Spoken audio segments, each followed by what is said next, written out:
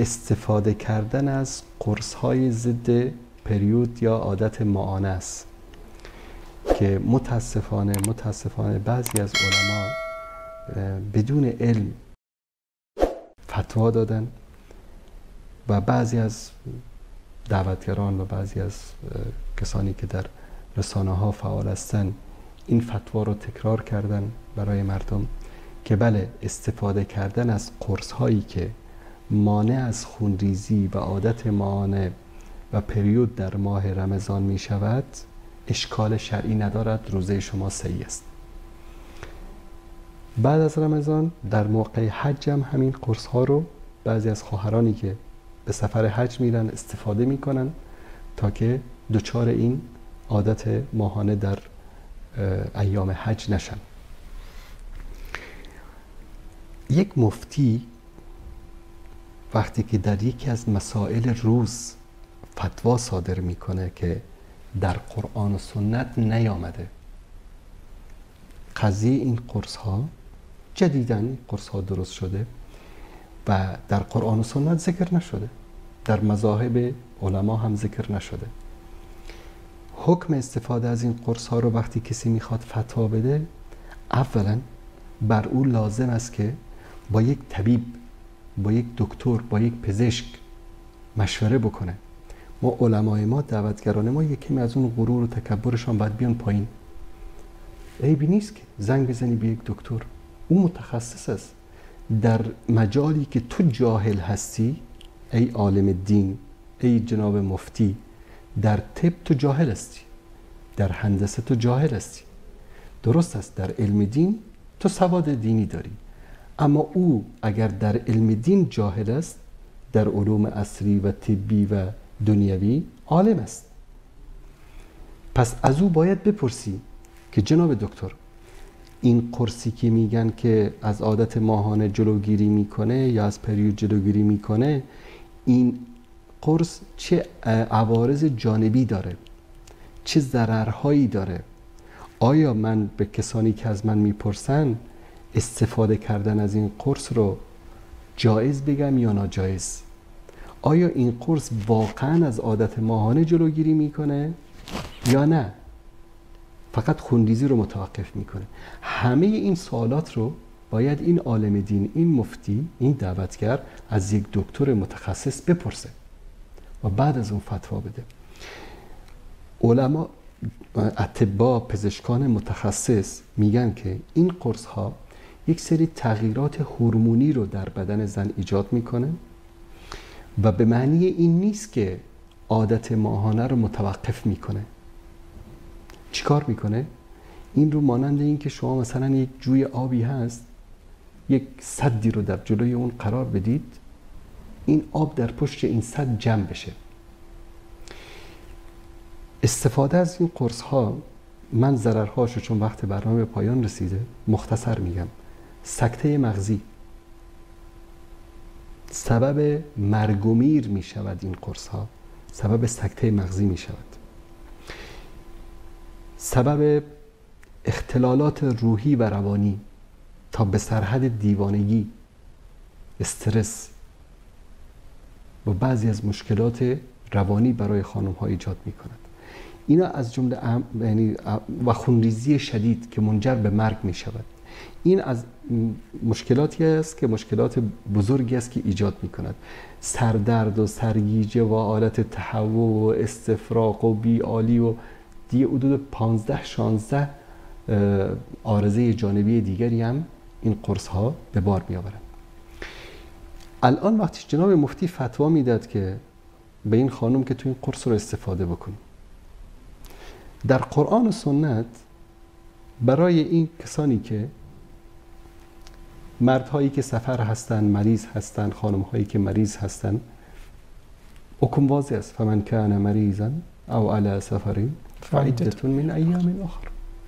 بابا جان، الله متعال گفته که اگر زنی عادت ماهانه میشه، نمازش بخشیده میشه، روزش رو قضایی بگیره.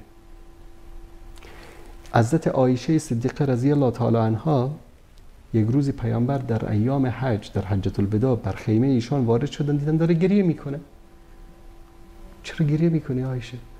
گفت یا رسول الله من دچار عادت ماهانه شدم. پیامبر صلی الله علیه و سلم محبوبه ایشان را نوازش کردن، همسرشان را نوازش کردن، گفتن که اشکالی نداره، هر دختر آدم و حوا دچار این موضوع میشن، ناراحت نباش، الان عادی عبادتاتو انجام بده، فقط طواف نکن، وارد مسجد الحرام نشو و طواف نکن، بقیه عبادتاتو نرمال انجام بده. بعد از اینکه پاک شدی به من خبر بده.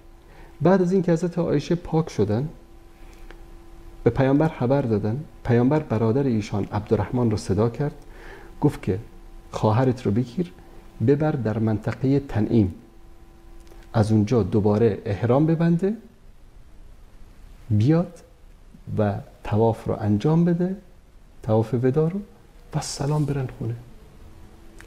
اونجا در تنعیم تا هنوزم مسجدی به نام چی هست؟ حضرت عایشه. مسجد حضرت عایشه تا هنوزم هست. برادر عزیز، عالم دین، مفتی گرامی، من به عنوان یک شاگرد شما، به عنوان یک برادر کوچک شما، از شکم و معده و روده خودت فتوا نده، سبب مرگ و قتل نفس بیگناه نشو. تو چرا همچین فتوایی بدون علم، بدون دلیل و بدون منطق میدی؟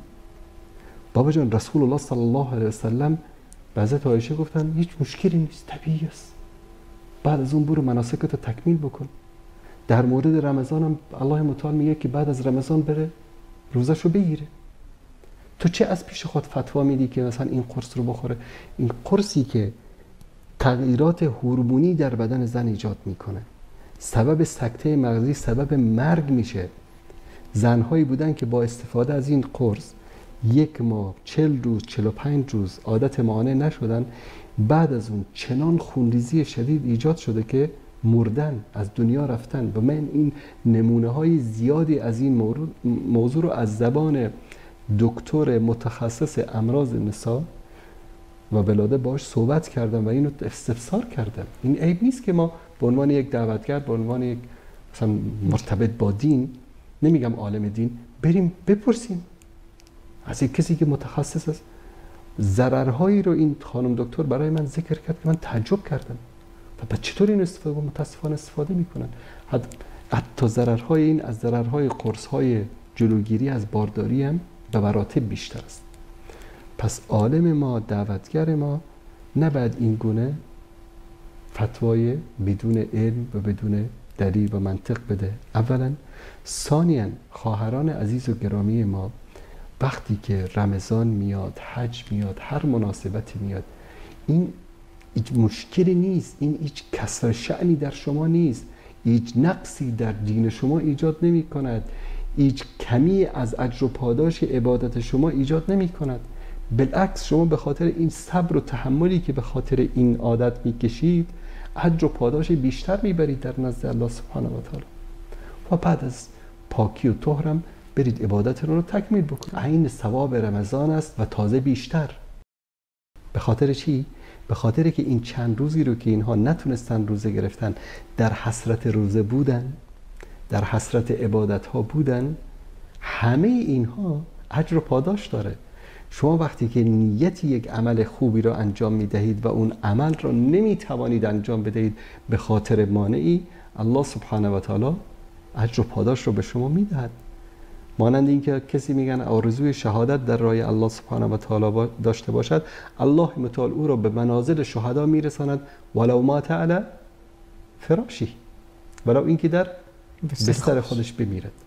پس هیچ جای مثلا ناراحتی و اندوه نیست که خواهران ما بیان بگن که والا دچار این مشکل شدیم، عبادت ما حتما ناقص شد، یا از اجر و پاداش ما بی‌نصیب شدیم. ابداً اجر و پاداش روزه و نماز و اعمال صالحی رو که در این چند روز شما نتوانستید انجام بدهید، 100% کامل به بیشتر از اون هم دریافت خواهید کرد. و عزیزان ما، در فتاوایی که به شکلی از اشکال متعلق با علوم عصری باشد یا از مسائلی باشد که جدیداً اتفاق افتاده باشد، سعی کنن که مطالعه بکنن، با اهل تخصص صحبت بکنن. خدای نکرده خون یک زن مسلمانی یا زنهای مسلمانی رو به گردنتان نگیرید. و کسانی که دانسته از این قرص‌ها استفاده میکنن میدانن که ضرر داره، اینها یک نوع خودکشی است. ولا تلقوا بأیدیکم الی التهلکه، خودتون رو به دسته به چی نندازید؟ به تهلکه نندازید. خودتون رو نکشید. ولا تقتلوا انفسکم، خودتون رو نکشید. چون وقتی که شما میدانید که این امکان داره سبب مرگ برای شما بشه و از اون استفاده میکنید، این مانند خودکشی است.